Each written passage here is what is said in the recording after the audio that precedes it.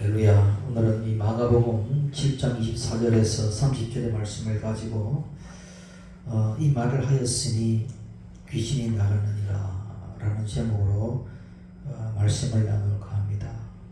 이 말을 하였으니 귀신이 나갔다.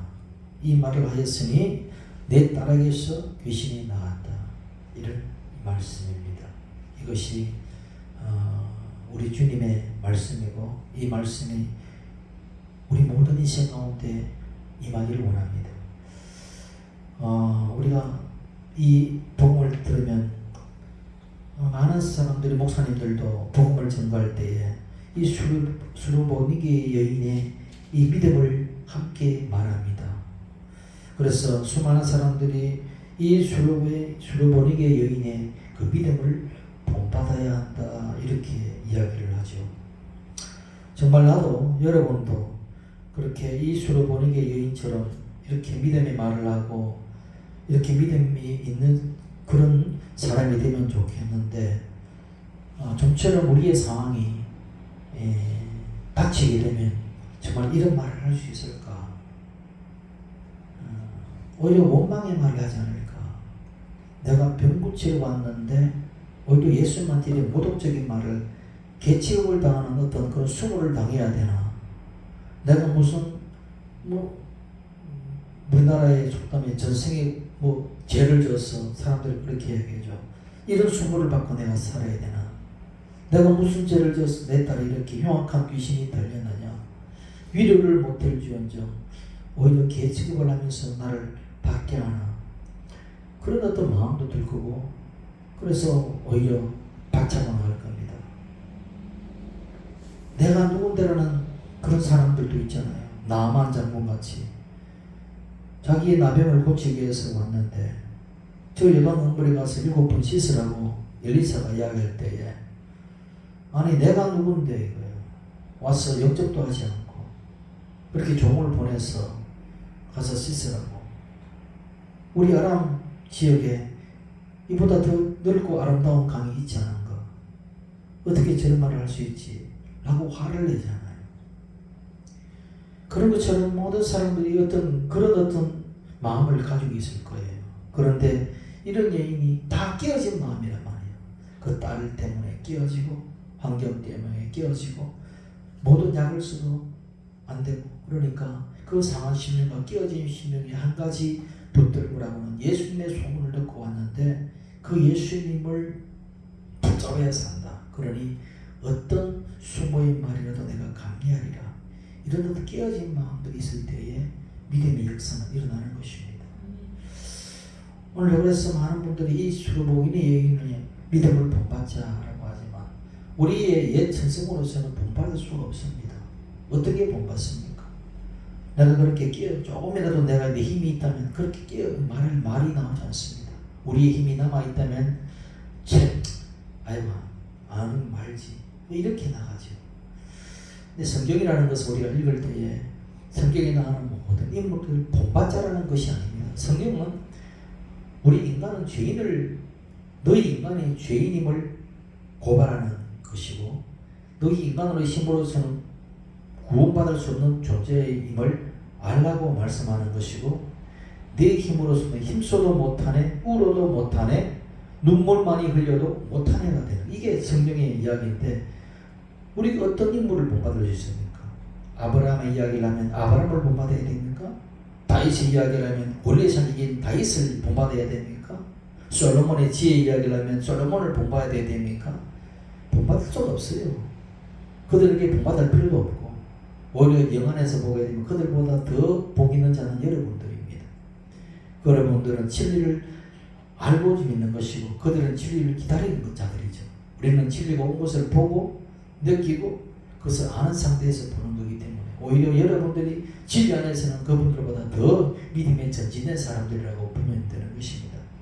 그래서 성경은 아브라함을 본받는 것도 아니고 야곱을 본받는 것도 아니고 다윗도 본받는 것도 아니고 오늘 이 수르보니게 여인의 믿음을 본받는 것도 아니에요. 안 된다는 것을 알아야 된다는 이야기입니다. 성경. 그래서 우리는 누구를 본받아? 그러면 심지어 예수를 본받아야 될까? 여러분 어떻게 인간이 하나님을 본받을 수 있습니까? 성경은 본받으라는 이야기가 아니에요. 어떻게 예수님을 우리가 본받습니까? 예수님이 모든 기적을 행하시고 우리가 본받아서 기적을 행할 수 있습니까? 예수님의 선하신 성품을 본받아야 되는데 우리가 예수님의 선하신 성품을 본받을 수 있습니까? 예수님이 거룩하신데 그 거룩한 성품을 우리가 다 어떻게 본받습니까? 말도 안 되는 이야기를 우리에게 요구하는 것은 그것은 오히려 죽이라고 하는 것이지 복음이 아닌 것입니다.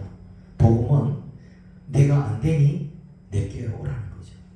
너가 할 수 없으니 내게로 오라는 것이고 너는 그런 죽을 죄인이고 너 힘으로서는 도저히 소생할 구멍이 없으니 나에게로 와서 구원을 받아라는 것이 복음이 되는 것입니다.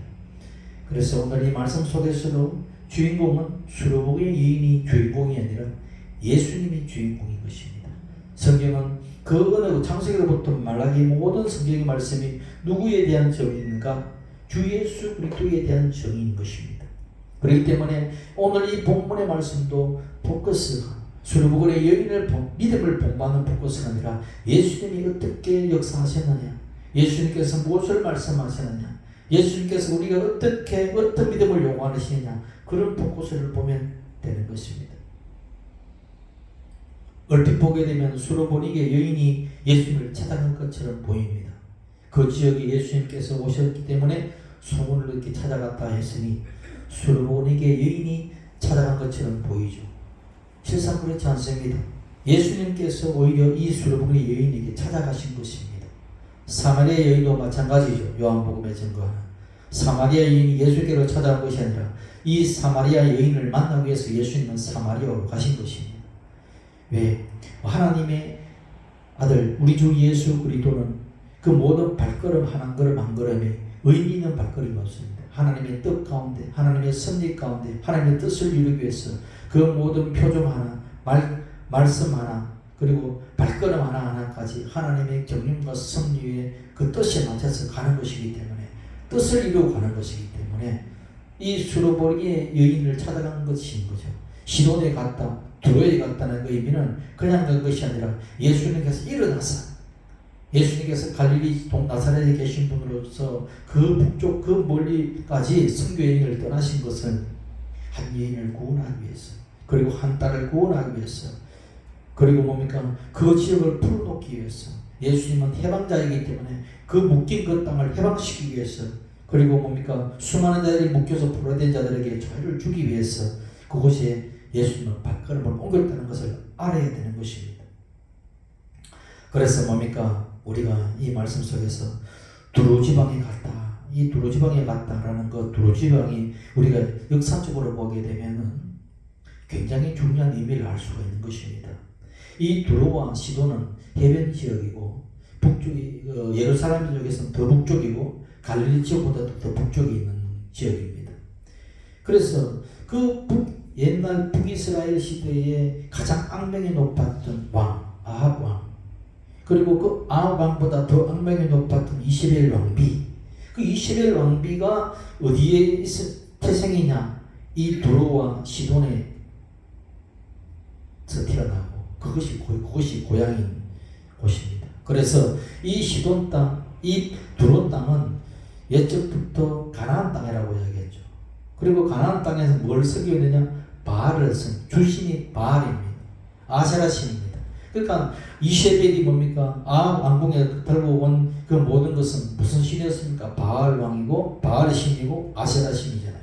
그래서 이스라엘 북이스라엘의 모든 나라에 바알과 아세라의 우상이 창궐했다는 이야기입니다. 그래서 엘리야가 이제는 이스라엘이 이 종교적인 어떤 타락으로 말미암아 멸망하게 되었으니 안타깝지 않아요. 그래서 1대 700의 어떤 영적 싸움을 벌리고 그 700명의 모든 바알의 선지자, 아세라의 선지자들을 다 칼로 쳐서 죽이는 일이 벌어지죠. 그때 이세벨이 뭡니까? 엘리야를 죽이려고 하는 것입니다. 그만큼 이세벨은요, 어떤 그 영적 싸움에서도 지지 않는, 심지어 엘리사에게도 겁을 줬던 그런 인물입니다. 악한 영이고 굉장히 강렬한. 그래서 이스라엘은 이 여인을 음녀라고 해요. 음녀. 왜? 이스라엘로 영적 간음을 하게 했던 여인이었기 때문에 음녀라고 이야기됩니다. 그래서 어떻게 보면 이 시돈과 이 두로는 뭡니까? 음녀의 도시인 것입니다. 부의 도시고 음녀의 도시. 그래서 요한계시록 2장 18절에 보면 성령께서 도아디라 교회를 칭찬하시며 동시에 책망을 하시는데 뭐라고 칭찬하시느냐? 네 나중 행위가 그보다 많다. 그리고 어떻게 책망하시느냐?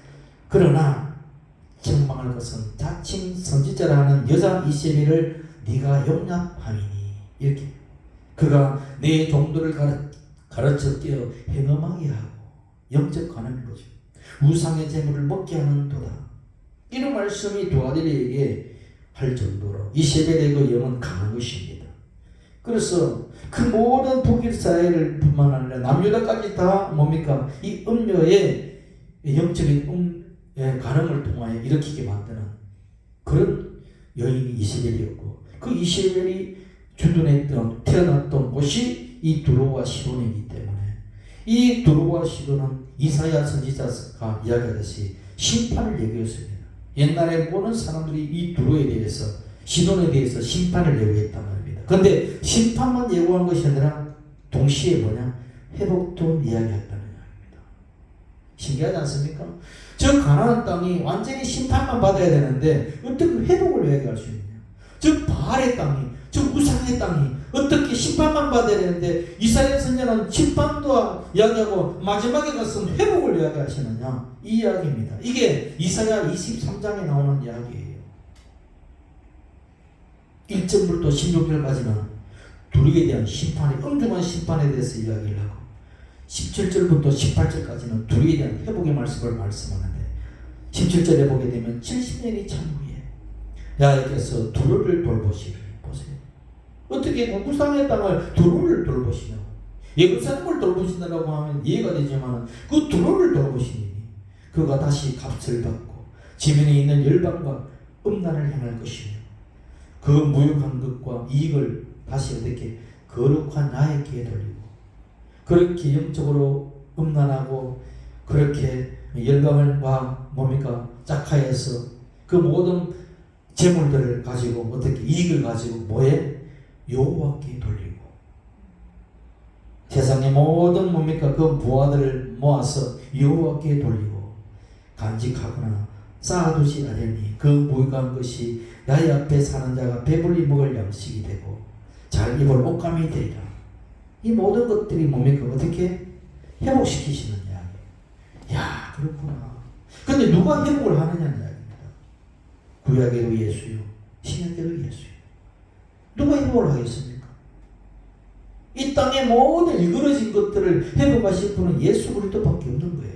유일한 이름 예수 그리스도로 그분이 구원자로 세웠고 구약에도 그분의 이름 안에서 구원을 받고 신약에도 그분의 이름 안에 구원을 받으니 이 두로 땅도 누구에게 구원을 받느냐? 예수 그리스도 이름 안에서 구원받는 것이죠. 그래서 야훼의 실제가 누구냐? 주 예수 그리스도인데 주 예수 그리스도께서 이 땅에 오셔서 실제로 회복하는 역사가 일어나는 그 예표적인 사건이 이 수로보르게 여인과의 만남이라는 거예요. 이 수로보르게 여인 가나안 땅 여인인 것입니다. 마태복음에는 가나안 여인이라고 이야기하고 이 마가복음에는 수로보르게 여인이라고 이야기하고 같은 지역 이야기입니다. 때문에 예수님께서 예수님께서 하신 이 구원은 바울이 뭐라고 이야기하냐면 바울이 어떻게 전가하냐면 구원은 먼저 유대인에게요. 그리고 헬라인에게로다 이렇게 하죠. 구원은 유대인에게만이 아니고 구원은 이방인에게 먼저가 아니라 그 구원이 복음은 어디서부터? 유대인에게서 그리고 헬라인에게로. 로마서 1장 16절 이야기가 그런 이야기예요. 내가 복음을 부끄러워하지 아니하노니 이 복음은 모든 믿는 자들에게 구원을 주시는 하나님의 능력이 되리라. 그러면서 먼저는 유대인에게요. 그리고 헬라인에게로다 이렇게 하는 거예요. 그리고 헬라인이라는 의미는 그럼 헬라인 우리는 아니냐? 오늘날 모든 사람들은 헬라인이 속합니다. 왜? 우리가 배우는 학교에서 배우는 모든 국어, 수학, 모든 학문의 기초, 철학 이 모든 것이 어디서 나오느냐? 헬라에서 나옵니다. 소크라테스, 아리스토텔레스, 플라톤,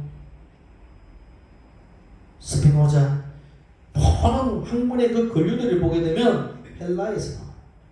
그래서 모든 헬라인에게 있어. 그러니까 지금 모든 인류들이 그 헬라인 문화권에 속해 있는데 그 헬라인에게 그 다음에 구원을 주시겠다 이야기입니다.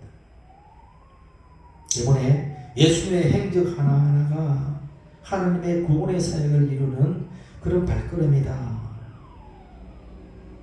그래서 유대인에게 먼저 복음을 전하기 때문에 자기들의 떡을 취하여 걔들에게 줄 수 없다라고 말씀하시는 거예요. 그 표현이.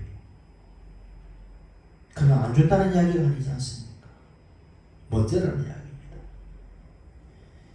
예수 그리스도는 유대인만의 그리스도가 아니라 온 인류의 구원자, 온 인류의 그리스도라는 것을 우리가 알아야 되는 것입니다. 그렇기 때문에 우리 주께서는 어떻게 지금 말씀하시냐 그 절차에 대해서 구원의 절차에 대해서 복음적으로 지금 말씀해주고 있는 것이고 우리에게 나타내주고 있는 것입니다.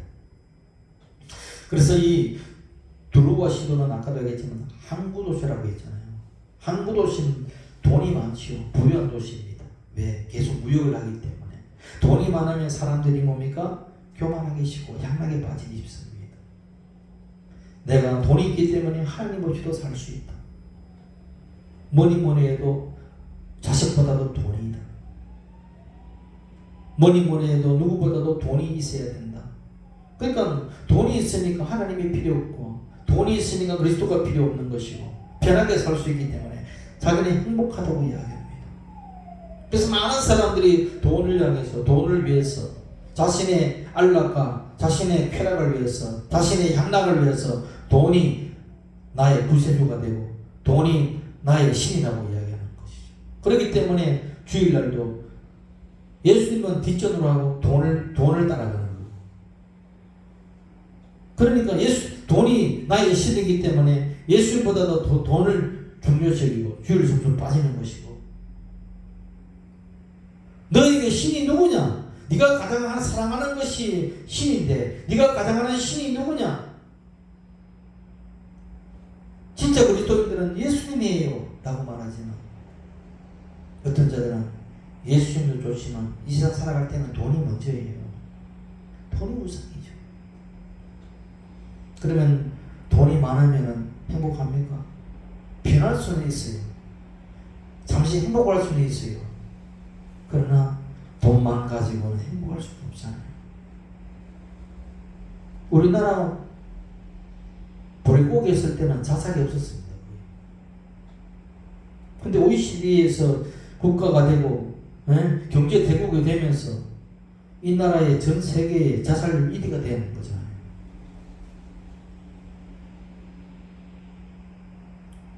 잘 산다고 해서 행복하지 않습니다.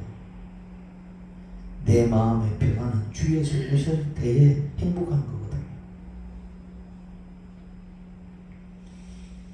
그렇기 때문에 그런 어떤 곳에 물질은 있으나 행복은 없고 향락은 있으나 진정한 기쁨이 없는 그 땅에 그래서 그 땅에 이 수르의 여인의 딸이 무슨 뭔병이 들렸나? 더러운 귀신이 들렸더라. 더러운 귀신. 그냥 귀신이 아니고 더러운 귀신인 거예요.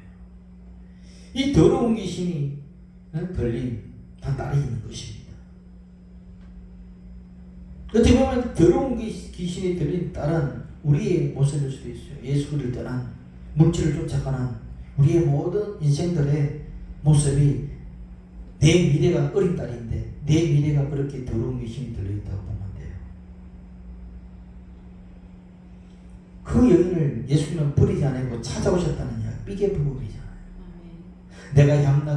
내가 돈이 전부인 줄 알고 쫓아갔는데 내 미래는 이 더러운 귀신들이 걸린 딸처럼 그렇게 뭡니까? 내 인생은 앞으로도 그렇게 더럽혀질 텐데 그 인생에 누가 찾아오시느냐? 주 예수님이 찾아오신다는 이야기. 얼마나 감사한 일입니까? 예수님이 그 피곤한 몸을 입고 찾아오셨다. 그래서 이 여인이 그 예수님이 사는 그 마을 오셨다는 소문을 듣고 찾아가잖아요. 이게 뭔지 아십니까? 예수님과의 만남. 소문을 들었다는 것입니다. 소문을 어떻게 듣습니까? 예수님이 찾아오셔야 소문을 듣는 거죠.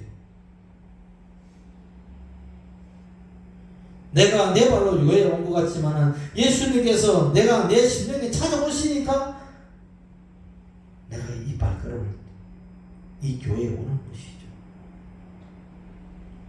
다시 말하면 복음이신 목소리를 내가 들었다는 겁니다. 이제 듣고 이제 더러운 귀신이 들린 내 딸을 살릴 수 있는 분은 예수님밖에 없구나. 그것을 어떻게 하는? 내 영이 아는 것입니다. 내 영혼이 아는 것입니다. 귀신이 뭐라고 합니까? 그냥 귀신이 아니라 더러운 귀신. 그래서 귀신은 더럽히는 영입니다. 더럽히는 영. 사람들이 더러운 짓을 할 때 그건 더러운 영이 붙어서 그런 것이죠. 말이 더럽습니다. 행위가 더럽습니다. 생각이 더럽습니다. 이게 귀신 들린 사람들의 전형적인 모습이죠. 수많은 사람들이 자기는 귀신이 없다고 하죠. 그 자체가 귀신 덩어리예요. 완전히. 왜? 더러운 짓을, 더러운 생각, 더러운 말들, 이 몸에 달고 사는 사람들 전형적인 모습이 더러운 귀신이 붙은 자들이거든요. 더러운 귀신은 하나님의 거룩한 말씀을 듣기 싫어합니다. 세상의 더러운 소리를 듣기 좋아하지. 그리고 더러운 귀신은 거룩한 주님을 기피합니다. 나와 무슨 상관이 있나이까라고 합니다. 오늘은 성경 말씀과 기독교와 나와 무슨 상관이 있느냐? 주 예수라고 말하지만 내가 어떻게 예수님이 나의 주가 되느냐 이렇게 이야기하죠. 귀신 들린 사람의 전형이죠. 귀신은 뭐합니까? 도적이 오면 도둑질하고 죽이고 멸망시키려 하듯이 귀신은 도둑놈처럼 몰래 들어오잖아요. 귀신이 허락받고 들어옵니까? 사람들 심령이 허락받고 들어가요? 몰래 들어갑니다. 도둑들이에요. 몰래 들어가는 도둑이죠. 예수님이 여러분 들어오실 때 몰래 들어오십니까? 녹화하시잖아요. 내가 너와 더불어 먹고 마실 수 있는데 아버지 하는데 네가 내 마음의 문을 열어줄 수 있니? 아멘. 주 예수의 오시옵소서. 따라합시다. 아멘. 주 예수의 오시옵소서. 그렇죠. 그 말을 듣고 주님께서 부르시는 것입니다. 더러운 말하면 더러운 말 속에서 귀신이 역사하지. 왜? 귀신도 자기를 부르니까 좋아서 춤을 추면서 들어오잖아요. 그래서 더러운 귀신 들렸으니까 도적이 들어와서 그 육체 속에 숙주를 삼죠. 숙주를 삼아서는 그 안에서 온갖 음란한 짓과 부정한 짓을 하는 것입니다. 어머니에게 따른 그의 분신이잖아요. 어머니에게 따른 그의 미래잖아요. 어머니에게 따른 그의 소망이잖아요. 그렇게 이 소망이, 나의 미래가, 나의 분신이 귀신들에게 점령당해서 고통당하고 있다는 것 생각만 해도 여러분 끔찍하죠. 그래서 아무도 돌보지 않는 이 여인을 또 찾아가도 해결되지 않는 그 여인에게 예수님이 오셨다는 그 말 한마디를 자기에게 복음이었고 예수님을 내가 깊이고 만나야 되겠다는 그 어떤 마음에 불이 일어나는 것이 이게 뭡니까? 성령이 인도하시는 거죠. 애통하는 자는 복이 있도다. 그 마음에 애통이 있었기 때문에 예수님께 찾아갔잖아요. 내 딸이 공학과 귀신 들려서 괴로워하는 것 속에서 너무 고통스러우니까 예수님을 찾아갔잖아요. 어떻게 보면 내가 지금 받는 이 고난이 나에게 복음일 수 있어요. 왜? 예수님을 만날 때니까. 내가 편안하다면 예수님 붙들겠어요? 내 주머니에 두둑하다면 예수님 찾아와서 기도하겠어요? 내 자식이 건강하다면 와서 기도하겠어요? 내 자식이 뭔가 대학에 좋은 대학에 탁탁탁 붙으면 기도하겠어요? 다 나름대로의 고난이 있기 때문에 주님을 붙드는 거예요. 그럼에도 불구하고 안 붙든다는 것은 심한 것입니다. 그럴 때 주님을 붙든다는 것이 이게 영의 사람이고 이게 귓구멍이 열린 사람이고 듣는 귀가 있는 사람이고 그분이 성령이 역사하는 사람이에요. 그래서 야 그렇구나. 이 수로봉의 여인이 은혜를 받았구나. 이것이 들렸고 그것이 믿어졌고 예수를 만나야 됐던 의지가 생겼다는 것 자체가 그 여인에게 하나님 은혜를 베풀었구나. 이거예요. 은혜를 베풀었구나. 뭐 두루지방에 이 수로봉의 여인 한 사람은 있었겠습니까? 수많은 사람들 오늘도 대학병원에 어디 가면 수많은 환자들이 들끓잖아. 인산인이잖아요. 그래서 2,000명을 뭐 정원한다고 하니까 뭐 의사들이 막 단체로 떼거지로 그냥 막 반대하고 난리. 왜? 자기들이 어떤 기득권을 유지하기 위해서 몸부림을 치잖아. 안 됩니다. 집단 이기주의.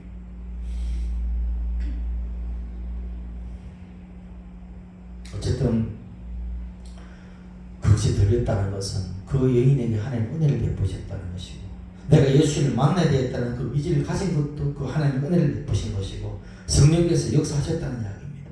그리고 그 소문을 듣고 예수님을 찾아갔고, 그리고 찾아갔을 뿐만 아니라 예수님 발 앞에 엎드렸다는 이야기입니다.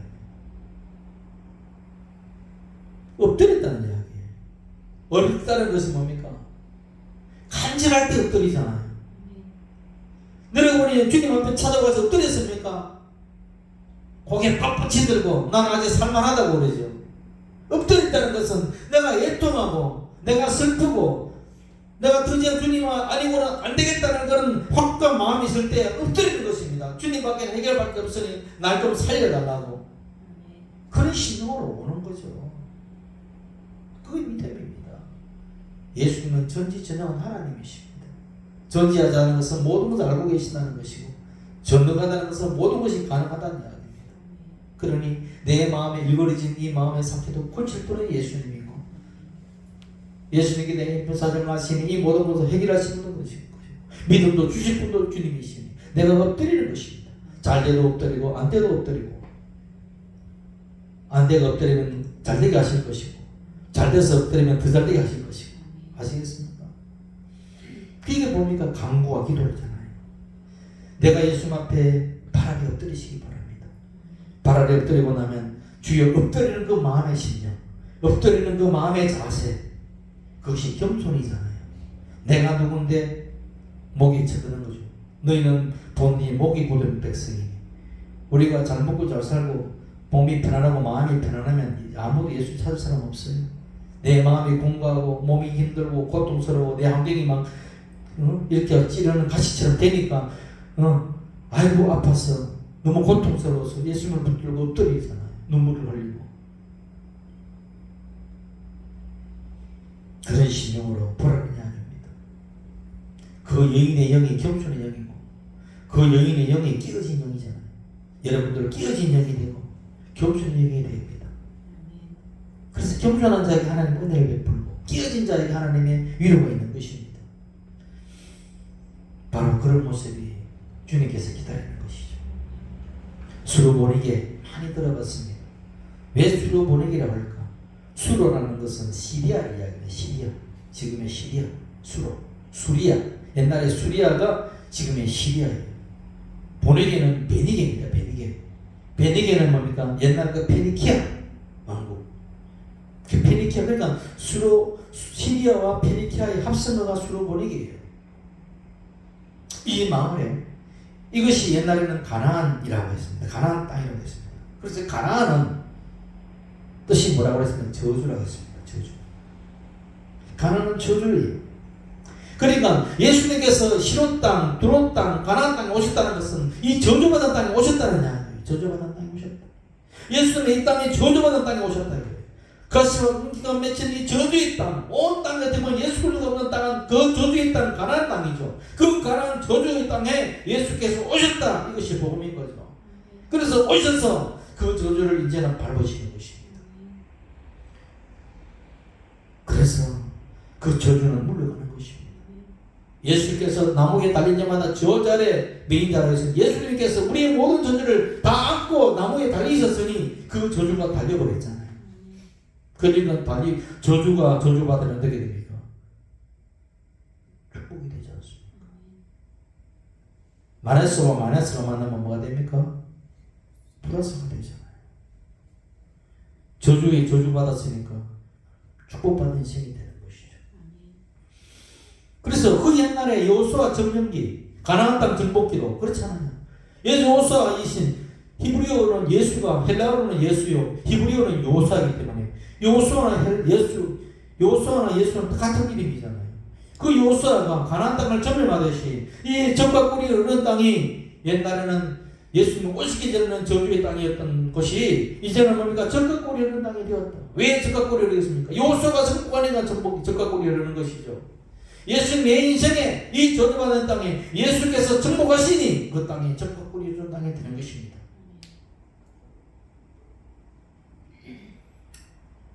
그런데 그 구원은 그냥 일어나는 것이 아니라는 이 조건이 있는데 그 조건은 믿음이라는 거예요. 믿음이라는 영적 고백이 필요한 것입니다. 그것이 믿음의 생각이고 믿음의 말인 거예요. 사람이 마음으로 믿어서 의에 이르고 입으로 시인해서 구원에 이른다. 로마서 10장 10절의 말씀. 그래서 우리가 예수께 나아갈 때 믿음으로 나아가고 그리고 믿음으로 나아갔으면 믿음이 말을 하는 거예요. 그리고 찬송도 믿음의 고백인 것입니다. 찬송할 때 예수를 믿지 말자 예수님을 거역하자 합니까? 다 예수님을 찬송하고 하나님을 찬송하자 말하잖아요. 그러니까 찬송을 열심히 부른다는 의미는 뭐니까 그 곡조를 넣어서 내가 예수님을 믿음의 고백을 하는 거예요. 기도가 안 되거든 찬송하들 열심히 하세요. 그러면 찬송은 곡조 있는 기록이기 때문에 기도의 말을 통해서 믿음의 말을 통해서 계속 나아가기 때문에 기적이 일어나는 것입니다. 그래서 음악을 틀 때에 뭡니까? 뭐 합니까? 귀신이 떠나가잖아. 왜? 믿음의 말을 고백을 하기 때문에. 그래서 귀신이 떠나가고 생명의 역사가 일어나고 예수님 오시니까 저주는 물러가고 축복의 인생이 되는 것입니다. 여기서 우리가 배워야 할 중요한 교훈이 있죠. 그것은 예수님이 주시는 중대한 선언입니다. 이 말을 하였으니 돌아가라. 귀신이 내게서 네 딸에게서 나간다. 사람의 말이 얼마나 권세가 있는지 성경에도 잠언에 말하잖아. 말하는 길을 죽고 사는 곳에 혁이 있다. 혀를 사용하기를 좋아하는 사람은 그 열매를 먹으리라. 사람이 말로 묶였고 말로 우리가 사로잡힌 바 되었다. 그렇기 때문에 뭡니까? 예수님도 네가 땅에서 매면 하늘에서 매일 것이 베드로가 이야기하잖아요. 네가 땅에서 풀면 하늘에서도 풀리리라. 뭐예요? 말이잖아요. 말로서 묶고 말로서 풀고 하는 것입니다. 마가복음 11장 예수님께서 뭐라고 말씀하시느냐? 하나님을 믿으라. 누구든지 이 산들을 명하여 저 바다로 던지라 말하고 그 말한 것이 이룰 줄을 마음에 믿고 의심하지 않으면 그대로 되리라. 얼마나 과장된 표정입니까? 왜 가장법을 씁니까? 그만큼 말이 중요하다는 이야기입니다. 네가 이런 말을 하고 이 산이 바다로 옮겨진다고 말하고 일어나라고 말하고 그렇게 선포해 나갈 때 그 말의 역사가 일어난다는 것, 그 말의 중요성을 얘기하고 있는 것입니다. 우리나라 속담에도 말 한마디가 천년빛을 갚는데 말 한마디가 사람이 죽고 사는 것도 해결되지 않습니까? 말 한번 잘하면 수법적에도 보십시오. 내가 내 과오와 잘못을 회개하고 내가 반성을 하게 되면 그 말을 하면은 감면이 되잖아요. 끝까지 내 잘했다고 우기면입니까? 감면이 없으면 괘씸죄가 들어가는 것입니다. 법원에서 똑같아요. 우리가 하나님 앞에서 내가 말 한마디를 하고 난 다음에 저주에서 축복으로 바뀌게 되고 말 한마디로 말하면 죽음에서 생명으로 옮겨지는 것입니다. 그것이 믿음의 말이고 그런 것입니다. 우리 인간과의 관계에서도 그렇고 하나님과의 관계에서도 그렇고 모든 세상에 다 그렇습니다. 이처럼 영적 세계도 마찬가지예요. 우리가 말을 통해서 하나님과 대화하죠. 또 마찬가지 귀신과의 대화도 말을 통해서 역사하는 것입니다. 하나님께서 주신 말을 하게 되면 하나님이 함께 하시죠. 그러나 귀신이 좋아하는 말을 하게 되면 뭡니까? 귀신이 함께 하는 거죠. 네가 믿음의 말을 하시니 귀신이 나가는 것이고 네가 불신의 말을 하게 되면 귀신이 돌아오는 것이죠. 원망불평의 말을 하면 귀신이 돌아오는 것이죠. 시기하고 분노의 말을 하고 금담하고 헐뜯는 말을 하게 되면 귀신이 그 말을 통해서 역사하는 것이죠. 이 세상을 한번 보십시오. 어느 소리가 많은지 생명의 소리가 많은지 생명의 말을 하는지 사망의 소리를 하는지 뉴스를 보게 되면 SNS를 보게 돼도 어디를 봐도 뭔 이야기입니까? 사망의 이야기, 전쟁의 이야기, 살인의 이야기, 폭행의 이야기, 스캔들의 이야기, 온갖 더러운 이야기, 어떤 포악한 이야기, 어두운 이야기가 넘쳐나지 않습니까? 그 이야기를 하고 그 이야기를 듣고 마음이 어두워지고 마음이 불쾌해지고 마음의 분노가 일어나고 어두워지는 것입니다. 이게 세상의 소리예요. 귀신의 역사가 넘쳐나지 않습니까? 세상의 위정자들은 어떻습니까? 서로 어떻게 바빠집니다. 서로 자기가 옳다는 거죠. 이데올로기에 갇혀가지고 진영에 갇혀가지고 내가 옳고 너는 다 틀렸다. 자기 진영의 사람이 잘못하게 되면 그것은 뭡니까? 실수였다고 이야기하고, 다른 진영에서 사람들이 잘못되냐면 그것은 악하기 때문에 그렇다고 그래요. 자기가 하면 로맨스고 남이 하면 불리라는 것입니다. 이런 이야기 서로 훑어니까 뭡니까? 세상 권세 잡은 마귀들이 춤을 추지 않습니까? 이번 총선에도 서로 거짓말하고 헐뜯고 비방하는 사람은 떨어뜨려야 되는 것입니다. 그냥 자기 말만 하면 되는 것이에요. 상대방은 그럴 것도 없습니다. 인식을 보고 판단하는 이야기입니다. 여러분, 우리는 무슨 말을 해야 됩니까? 하나님 중심의 말을 해야 되고, 예수님 중심의 말을 해야 되고, 교회 중심의 말을 해야 되고, 십자가 중심의 말을 해야 되는 것입니다. 나는 예수님이 그리스도로 말미암아 제사만 받았다, 이렇게 말해야 되죠. 아시겠습니까? 그러면 예수님께서 뭐라고 그랬습니까? 내가 이 말을 하였으니 죄가 너에게서 떠났느니라, 그렇게 말씀하시잖아요. 나는 예수 그리스도의 십자가를 통해서 화목하게 되고 이제 성령이 나와 함께 하십니다 라고 고백할 때에 예수님께서 그 말을 받으시고, 그래 네가 이 말을 하였으니 성령의 충만한 임했다, 이렇게 말씀하실 거예요. 예수님께서 예수님으로 말미암아 예수님의 채찍에 맞음으로 나는 고침을 받았습니다, 이렇게 말하면 그래 네가 이 말을 해서 네 병에서 노임을 받았다고 이야기하죠. 맨날 죽겠다, 안 됐다, 아프다, 입에서 병을 불러오는 것입니다. 주여, 내가 주 예수 그리스도의 채찍에 맞음으로 나는 나음을 받았다, 계속 선포하는 것입니다. 그러면 그 아픈 것이 떠나는, 왜? 네 병에서 노임을 받았다. 이게 복음의 역사고 말의 역사고 그런 것입니다. 입으로 부르지 말라는 이야기예요. 예수님께서 저주와 모든 것을 다 짊어지고 죽으셨으니 이제는 나에게서 절망과 가난은 떠나갔다. 나는 절망과 가난은 이미 해방되었다. 네가 이 말을 했으니 가난에서 해방되었고 저주에서 해방되었다, 그렇게 말씀하시는 것입니다. 내일 죽겠다가 아니라 나는 부활 생명으로 산다. 예수로 말미암아 부활 생명으로 산다. 나는 생명이 넘친다. 그러면 내 안에 네가 이 말을 했으니 영원한 생명이 너와 함께 역사할 것이다. 사망에서 생명으로 역사할 것이다. 이게 뭡니까? 베드로에게 말한 천국의 열쇠잖아요. 아시겠습니까? 천국은 죽어서만 가는 게 천국이 아니라 천국은 여기 있다 저기 있다 아니라 너희 마음에 있느니라. 내 마음을 어떻게 엽니까? 너 입으로 연다는 겁니다. 입으로. 말씀을 가지고 열고 말씀을 가지고 닫는 것입니다. 원수 세상으로부터는 닫고 하늘로부터는 여는 그런 지혜로운 자가 되기를 원합니다. 주는 그리스도시요, 다시 말하면 주는 나의 구원자시요 살아계신 하나님의 아들이십니다. 이런 어떤 믿음의 고백, 그걸 통해서 베드로에게 천국의 열쇠를 맡기셨듯이 여러분들도 여러분의 믿음의 고백을 통하여 예수님은 여러분에게 천국의 열쇠를 맡기는 것입니다.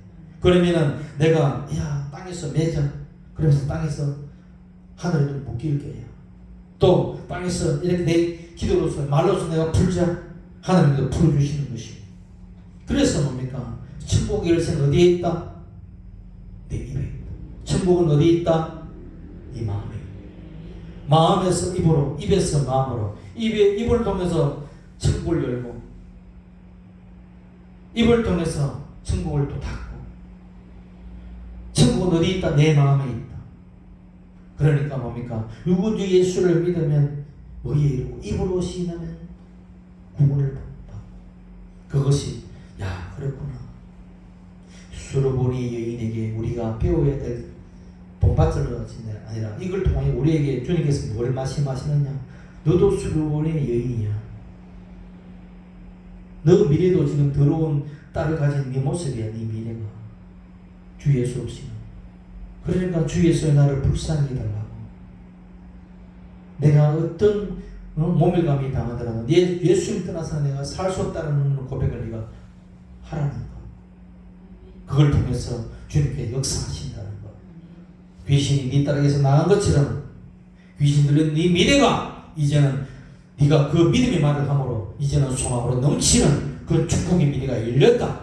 희망창으로 나아가라. 그렇게 여러분에게 말씀하시는 것입니다.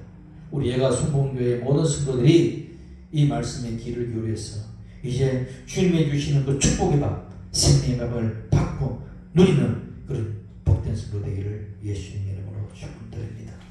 기도합시다. 할렐루야. 우리